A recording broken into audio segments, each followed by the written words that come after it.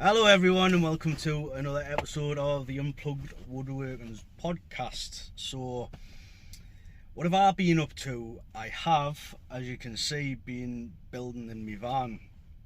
So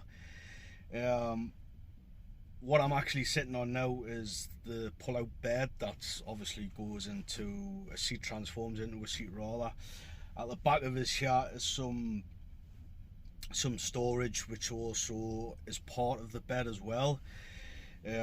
So I've kind of been like building and like kind of designing it at the same time, although I did have a very good idea before I started. So that's kind of what I've been doing. I've also been camcording it, or recording it, shall we say. So I hope to get the video fully edited. I have done like a rough edit. I hope to get the video edited with some narration to it, and hopefully get it posted on YouTube within the next couple of days, I'm hoping. So by the time this comes out on Sunday, on the Monday, possibly should be there. If not, it's going to be another 2 weeks out because I'm due to go to work offshore. So I'm going to be stuck out offshore on the internet. It's not the best out there, so I can't really upload anything. So what impressed me, I impressed myself this week. I actually impressed myself with the fact that I got this thing finished. I did kind of go hammer and tongs with this. It's something I've been wanting to get done for a long time. This was kind of the last time, or the last ditched efforts to actually get something in this van that I'm happy with and that actually works, because I think to date, I think this is about the 5th or 6th kind of attempts that I've made to actually make the space work. It's not so much building the things, it's actually making the space work, because I have built, as I said, about five or six different style units slash bed things to try and make the space work. Originally it had the seats in it. Obviously I've pulled these seats out. So as I said, I didn't press myself with actually not so much the build, but actually just getting it finished, because I'm really bad for getting things finished. So very happy about that. So today, it'll come as no surprise, I am actually going to talk about this. I'm going to talk about the simplicity of it, the ingenuity of it. Obviously it's, the problems with building it and whatever else. So where the idea come from, the idea or the thought behind this whole thing is that this van, it's a Mazda Bongo, and it's so small. It's very compact. Obviously it has its good points and it has its bad points. Obviously the good points is pretty much anywhere an average size car, or maybe a little bit bigger than average size car can go, this van can go. Obviously it's not a high top, although it does have the roof. The roof can actually open up. So it's absolutely excellent for, like an everyday drive, minus the petrol costs, because this can be a bit heavy on the juice. You've got to be gentle on the accelerator with this van. So as I said, it is compact, which leads to the problem of you haven't got a lot to work with. The space, you've got to make most of the space. So the idea behind this was, because it is so small, that I'm not tied down with a certain design or the cabinets or the bed itself. So basically I set out to design something that I could literally take out of the van or put back in the van in the space of like 10 minutes, and I have accomplished that. I'm going to talk a little bit about some of the concerns about that a little bit later, what people may have with that. I'm personally okay with it, but I'm going to discuss that a little bit later. So that's kind of the thinking behind it, and this is where this whole build's come from. I will try and stick a few photos up, maybe some videos as well as I'm talking, you know, to try and shine light onto stuff. So where this actually did come from, this actually come from me tool caddy. Anybody that follows us or has followed us for some time, seen me videos, seen us posted on Instagram, so on and so forth, you would have seen us carrying or using this little caddy. And the little caddy, that's where everything come from. So this isn't my concept, admittedly this is not my concept, this is my design though, but I kind of take credit for the concepts. The concepts obviously come from a tool caddy which I seen, I think it was a YouTube video. So I basically seen that, thought it was good, changed it to my own preference, used the concepts, and basically this is what's come out of it. The end. I have experimented a couple of times with it, but not as on such a big scale as this. Obviously there's no screws in this, apart from the hinges. Obviously the top section basically all folds together, it's all hinged, and it lies flat basically, so I can take it out of the van when I disassemble everything else. So you know, that was kind of the goal behind it, to have no screws in this at all, bar the hinges. You kind of get away with that. So that's kind of where the idea come from, or the concept was from a tool caddy basically. So how does this work? So basically in this particular van, this may vary from van to van. I do actually intend on doing other vans with the same sort of concept. That'll be later down the line, but how this basically works is that it relies on gravity, weight, and a little bit of friction. Not a great deal, but a little bit of friction. And that's pretty much it. Oh sorry, butting against the contours of the van. So as I said, it's a very simple design. Basically I'll try and get a photo or something on the screen, but basically the very bottom of the main unit is the back units, which is the closest to the back doors.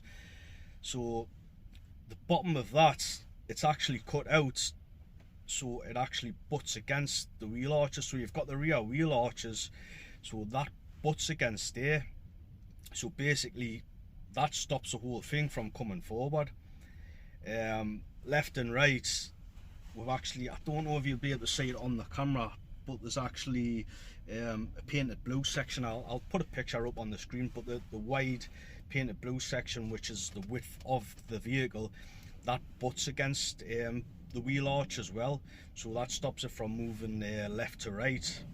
And obviously by the time you get some weights inside of there, and you know, by the time the joints are all fixed together, because there is actually joints in these, so it's, for argument's sake, you could actually say these are mortise and tenon joints, or stub mortise and tenon joints. Basically that's what they are. These, you know, this whole thing slots together like that.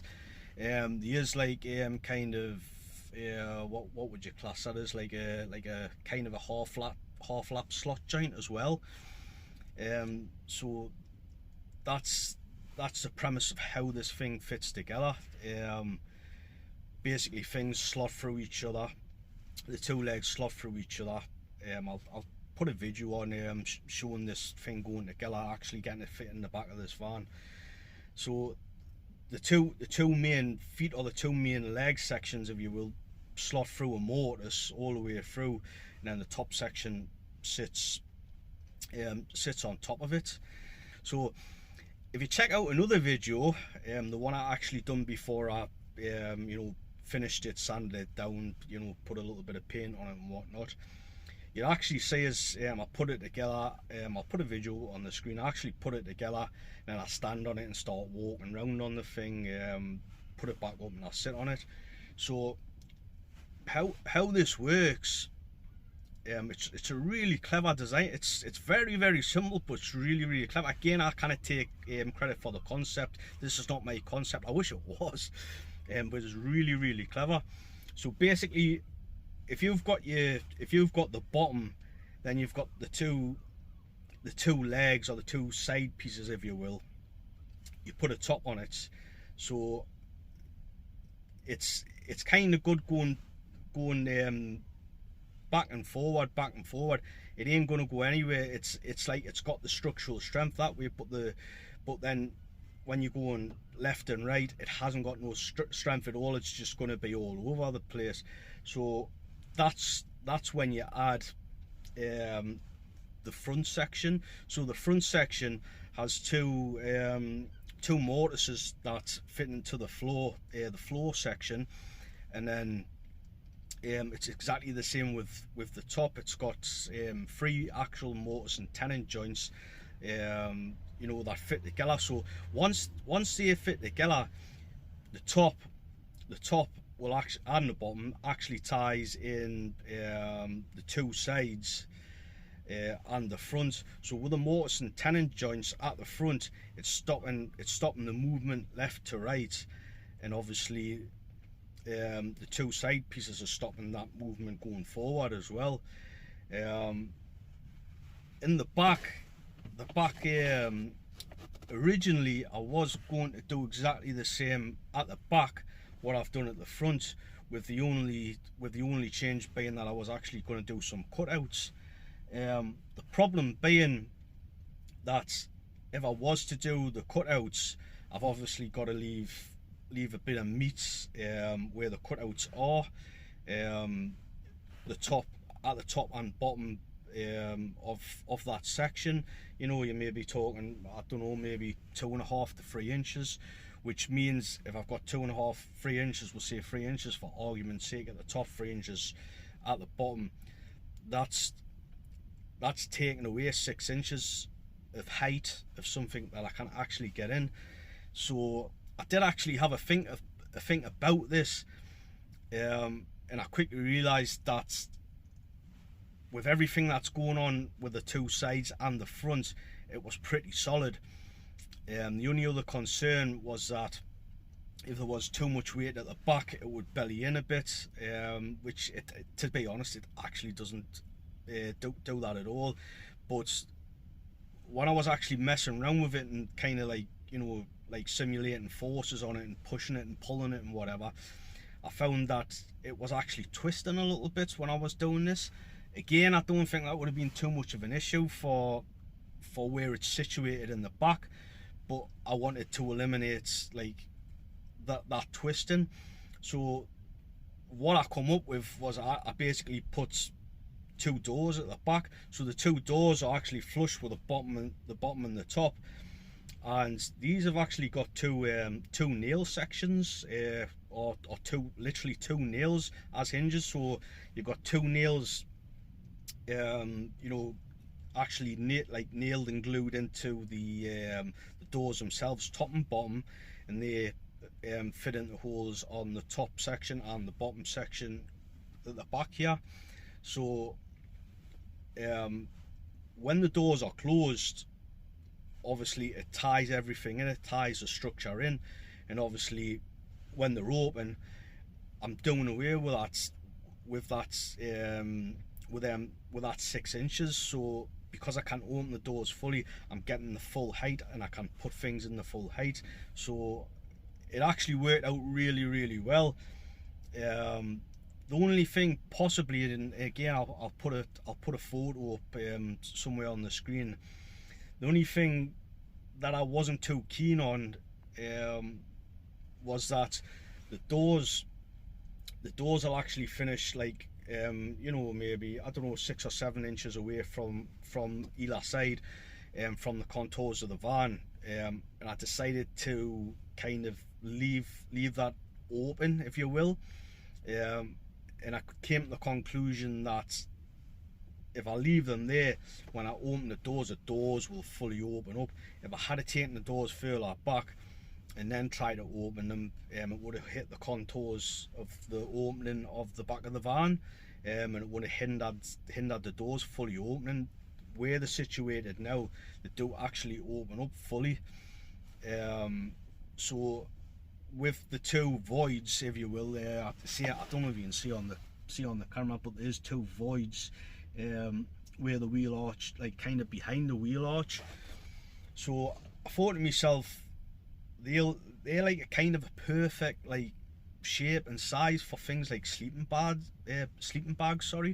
things like that. You know, maybe pillows and extra blankets. I think they'll fit down there very, very well, or at least that's kind of what it's going to be intended for. So the materials of this build, I've went with birch ply. The reason I went with birch ply is because birch ply is, for me, it's a lot better than a lot of the Chinese stuff that's out there structural wise. It's a lot stronger. You know, if I had built this with you know, the cheap Chinese stuff that you're getting from the likes of B&Q and Wix's and what you can pick up at other merchants, smaller companies, it wouldn't have been fit for purpose. I really wouldn't have been happy doing it. So I did go out and I bought a sheet of 15mm birch ply. That was £100. I wasn't best pleased paying £100 for a sheet of ply, but it is peace of mind for me. You know, as I said, you know, I was standing on this thing, and it was absolutely sound. And I did have some 12mm ply. Again, that was birch. I think I paid £60 for that. So I did have a few sheets of that, but obviously it's been used in other aspects of like building other things in here. A few other things I've used it for. So there was actually another cabinet in here. I pulled that out, and that got butchered up to go into here. So the front section of this with all the holes in it, that's kind of why all the holes are in it, because that was actually the top section of a bed that was running along lengthways of the whole van. I didn't even get that bed finished, and I knew straight away before it was even finished I didn't like it, and it wasn't going to stay in the van. So I stopped what I was doing, and then obviously that got ripped out and butchered to start making this. So yeah, if you are going to do something like this, I'd highly recommend that you use a good quality ply. I mean, there is some lightweight ply you can buy now, and I think that's like more like tailored towards this type of build, or you know, like building in vans and caravans, stuff like that. But I've just went with the birch. It was readily available for us, and that's what I went for. So the hinges, these hinges that I've put on these are just piano hinges. When I put the hinges on first, I was actually a little bit concerned. You know, they're quite thin. I don't know what the gauge of the steel is, but they're quite thin, and I was really concerned. But having put them on and testing them out and standing on them and whatever else, I mean, don't get us wrong, I have kind of designed this so it is supported and the hinges aren't taking the weight. Obviously that would be silly, because eventually the hinges or the screws would give out, or both, you know. So but I think in a future design, or if I was to build this for somebody else, I would most likely use some good quality door hinges, possibly three into a section, so you know, like one either end, one in the center, and I would also make sure that these hinges were actually bolted in. You know, so you would get basically a screw bolt, if that's the right terminology for it or the right name for them. I don't think it is, but that's how I'm explaining. It's basically a bolt with a screw head, and that would get bolted underneath. I would feel better with that. I would also make sure that the hinges had removable pins. So the reasoning behind that is because it's just going to be easier to handle the top section. So the top section, it basically has 1, 2, 3, 4. It basically has 4 sections that are hinged together. So when they're all folded onto the back bit, the top section, there is a bit of weight. I mean, it was nothing for me. I didn't struggle with it, but I think it would have just made life easier, even for assembling it, just to be able to separate those sections, even if it was just to separate them into 3, not necessarily 4. I think that would be like a lot better. And if I was to buy some good quality door hinges, I think I would feel better about that. I mean, obviously, you know, messing around with these hinges, when it's all actually constructed, and you know, kind of making sure the bed, the mechanisms of the bed work, and so on and so forth. I was, you know, I am kind of happy with it. You know, but it's still kind of at the back of my mind that I need better hinges for it. So I think possibly in the future, if I have any trouble with the hinges, I think that's what I will do. And I think any future builds, I will incorporate some like door hinges into that. So when I was designing this, I was kind of building and designing at the same time. I kind of had the back section like in my head for like over 2 weeks. I knew what was going on with the back. Kind of knew what was going on with the bed section, this section here. So the problem I had, and I had to like really like think about it to try and make it as simple as possible, you know, so I wasn't like, you know, doing anything like really complicated, because I didn't want this to be a complicated build, and I didn't want it to take a lot of time. I needed some way to support this hinge section here. So for those of you that are listening to this, the hinge section that I'm referring to will be the section that's actually a backrest. So again, for those of you that are listening, if you can imagine, we've got a flat back section, a flat front section, and then we've got a V that's pointing up to the sky, if you will, vertically. And at the top of that V is a hinge section, and that was a section that needed to be supported.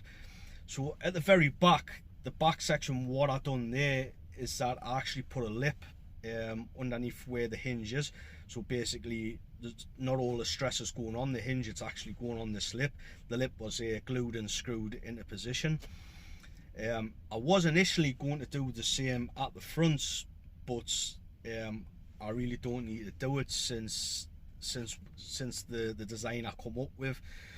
So basically, the design, and I'll try and get some video or a picture up on the screen. The design I come up with was basically two L shapes that actually fit into the inside of the front section, or the front bench, if you will. So basically, they're two L sections. They've got several slots cutting into them, and then there's three slots that fit into the slots on the two L sections. That ties everything in together. And basically, it's the same sort of mechanism as a drawer. It's like a pull in, pull out drawer, but obviously the two legs. So how this actually works is that when I pull this section out, the seat section, when I pull it out to put it into bed mode, it's actually got two pieces of string that are actually tied to the back legs, and two little wooden dowels or toggles, if you will, what I've made, and they actually go through some a couple of the holes in the front section of the main body that's painted blue. Again, I'll put up a video just to kind of show what I'm talking about. So basically what happens is that when I start pulling the bed back, obviously the legs are concealed in this section to a degree.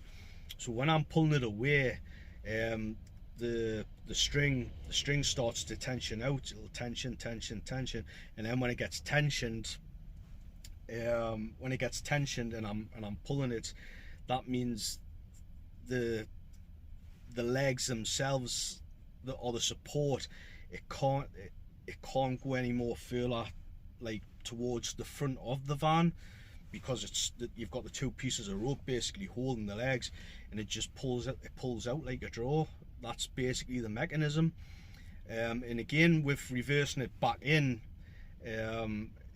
you're basically pushing it, and it butts against the main body of the back section there, and it just pushes in and just closes in like a drawer. It's very simple. To be honest, I surprised myself when I come up with it. So it's so simple.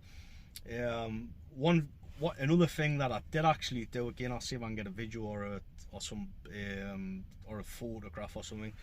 In between the two slots, the two slots that are running the width of the bed, and like they're basically either side of the hinge, and they run the length of the hinge, and they're supporting the hinge. So you've actually got the pin in the hinge that runs again the full length of the hinge, obviously. I actually just had to cut out a little V section. So the little V section, obviously when the bed or the seat is in bed mode, you've got that little V which the little pin section will sit into, and then either side of that you've got the two rails that are supporting the full width of the hinge as well, so there's no stress going on the hinge. And that's kind of how I got over that.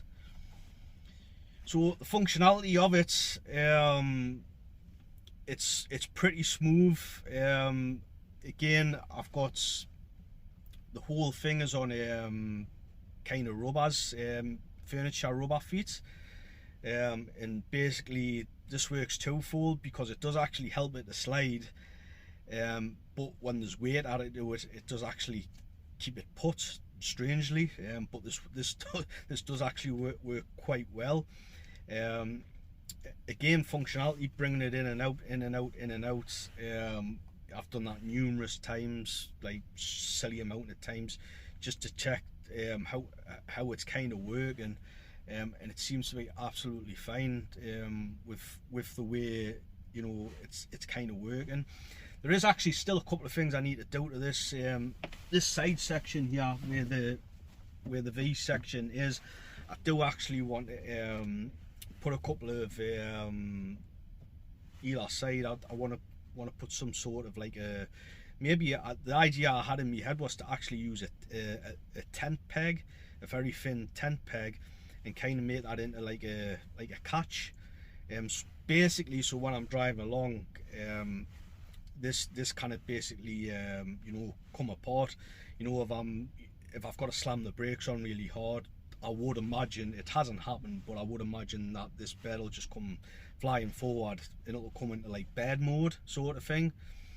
It wouldn't really, nothing would really happen, you know, other than the bed coming out. But obviously I don't want that to happen, because I think if you're going to start slamming it down, I think it's in time it's just going to make or it's going to damage the hinge.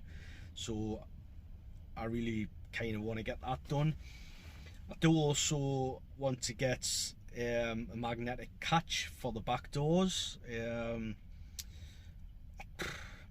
I dare say I don't need them, but I think maybe if I'm parked up and I'm on a bit of an angle and I do open the back doors, I think that the back doors might swing open a little bit, and it might be awkward for me to close the actual back door of the van itself, with them, you know, the cabinet doors swinging open. So that's something I need to sort out. So I do actually need to build the kitchenette section. The kitchenette section is going to run along the side of this bed. There's still a few things I need to work out, because there is actually a heater. This does actually blow hot air into the back of the cab, or the back of the van rather, which is really good. I have used it a couple of times. Basically, when I'm driving to wherever I'm driving, if I just hit the rear blowers, you know, they'll get the back of the van nice and warm, which is going to be something I'm probably going to use in the future, because I don't intend on putting any diesel heaters in the back of this. So obviously, if I can warm the back of this van up, obviously with the thermal blinds on, it should keep the heating for quite some time. Obviously it is going to eventually go cold, but obviously if I can get a few hours out of it, you know, it's going to help us to get to sleep, or maybe if I'm just chilling in the van, whatever. So I don't particularly want to block them vents off. Obviously there's the little controller that's kind of there. So I think the idea with the kitchenette is pretty much I'm going to build it in the same sort of fashion. I kind of need a way to figure out how to tie it in, because I want it to tie in to the back section of the bed, so it gives it some rigidity. You know, so it's not going to be about, because same again, I want it to be where it's removable. I don't want any screws into the van at all. Although if I really wanted to, I could. That's something else that I haven't mentioned, but if I really wanted to, this whole thing, I could add a couple of just some thin steel L brackets, and just screw the thing to the floor. You know, and it wouldn't go anywhere. And it's the same if I wanted to, the cabinets themselves, if I wanted to make them fixed, basically meaning I couldn't take them apart, I've only got to add a couple of screws, which is another feature, I think, because I've only got to fix the top of the cabinet. Once the top of the cabinet's fixed, the rest of it can't come undone. I don't have to add any more screws to any other part of the cabinet, just the top section. Once the top section's fixed, the top section needs to come off to get everything out, and because it can't come out because you've screwed it down, it's perfectly fine. So I think that's kind of one of the features that I do like about it. If I ever choose to, or if I ever build something like this for somebody else, they've got the option to do that, which again, that was kind of a I didn't think of that when I was designing it, but obviously this is just one of the silver linings of the design, I suppose you could say. So the concerns, obviously with this not having any screws in it, it's not fixed to the van. There's some people that would have concerns that if you have a crash, this is going to go all over the place, and yeah, totally agree. It will go all over the place, depending on the severity of the crash. I mean, you know, I think a side impact or a front impact, I don't think there's going to be too much problem with this. It might be problems for yourself, but I don't think there'll be problems for this. I think where the problems will occur is if you actually if you actually roll the van over, obviously, or it comes onto its side, that's going to be a problem. Obviously. But I think what people fail to forget with a lot of these vans, or even full-on camper vans or RV professionally done, if you have a crash in one of those, and if there's enough force, things are just going to start coming loose anyway. It doesn't matter if they're fixed to the ribs of the van. them cabinets will literally pull themselves out of the screws that they're actually fixed to the ribs in. So, you know, it's the same with anything. If there's enough force, you will be able to rip it off. I mean, the way I see it is if you've say you fix a mirror with a wooden frame to the wall, right? You know, and I know, I could rip that off with my bare hands, and I could rip it off with not too much effort. It's the same. It's the same with kitchen units at home in your kitchen. I mean, it's the same again. Without too much effort, I could rip them straight off the wall. So the point I'm kind of trying to make is that if you're in a crash and there's enough force, it doesn't matter if your units are fixed in or if they're not fixed in. You know, if there's enough force, as I said, things will come loose. But the thing with this, I have actually got the option to fix it into place, which is quite good. So I think I'm going to call it a day. I hope you have enjoyed this. Let us know if you've enjoyed it. Let us know if you have not enjoyed it. As always, if you've got any ideas of what you want us to talk about, I'd love to hear your ideas. Any inputs welcome. Criticism as well, but make it constructive. Definitely make it constructive. And I shall see and speak to you guys later.